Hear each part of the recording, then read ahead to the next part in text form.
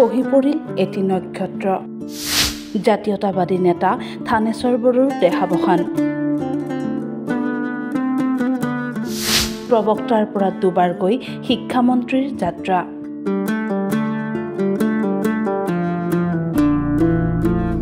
শেষ নিশ্বাস ত্যাগ কৰিলে প্ৰাক্তন শিক্ষামন্ত্ৰী থানেশ্বৰ বড়োৱে। পুৱা 7:08 GMCHত দেহাৱসান ঘটে অগপত নেতাগৰাকীৰ। দীৰ্ঘদিনে হৃদৰোগত আক্ৰান্ত হৈ আছিল থানেশ্বৰ বড়ো। অসমৰ ৰাজনৈতিক ইতিহাসৰ অন্যতম উল্লেখযোগ্য ব্যক্তি আছিল প্ৰাক্তন মন্ত্ৰী থানেশ্বৰ বড়ো।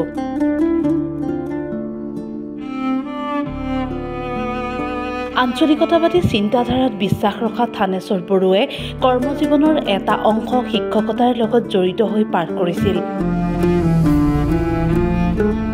1938 চনত ৰঙিয়াৰ গুৰমৌত জন্ম লাভ কৰা থানেশ্বৰ বড়ো অসম বিধানসভালৈ ৰঙিয়া বিধানসভা সমষ্টিৰ পৰা 3বাৰকৈ বিধায়ক হিচাপে নিৰ্বাচিত হৈছিল। শিক্ষামন্ত্ৰী হোৱাৰ পিছতো মাটিৰ মানুহ হিচাপেই কৰিছিল জীৱন যাপন। ৰঙিয়াৰ পৰা 3বাৰকৈ বিধায়ক হিচাপে কাৰ্যনিৰ্বাহ কৰাৰ সময়ছোৱাত ৰঙিয়াৰ উন্নয়নৰ হকে যথেষ্ট কাম কৰিছিল প্ৰাক্তন মন্ত্ৰীগৰাকীয়ে।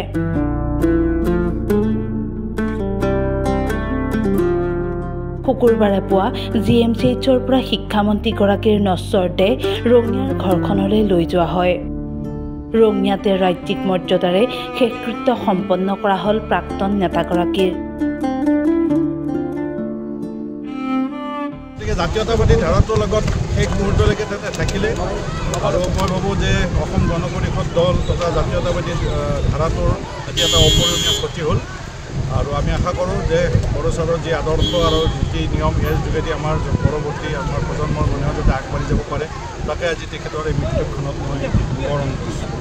কি কাৰ্যসূচী নাই, আজিতো এতিয়া আমি তেখেতৰ কাৰ্যসূচী হিচাপে আমি তেওঁৰ জন্মস্থান গুৰমৌলৈকে লৈ যাম। তাৰপিছত ৰঙিয়া কাৰ্যালয়ত নিয়া হ'ব। তাৰপিছত ৰঙিয়াত ৰাজ্যিক মৰ্যাদাৰে তেওঁৰ মানে অন্তিম ক্ৰিয়া সম্পন্ন কৰা হ'ব। তাৰপিছত অসম গণ পৰিষদ দলৰ পৰা যিখিনি তেখেতৰ শ্ৰাদ্ধ বা তেখেতৰ স্মৃতিচাৰণ সভা এইবিলাক আমি তেখেতৰ ঘৰ নহয়, আমি দল হিচাপে এইখিনি দায়িত্ব পালন কৰিম। থানেশ্বৰ বড়োৰ মৃত্যুত ৰঙিয়াবাসীয়ে হেৰুৱালে এগৰাকী অভিভাৱকক।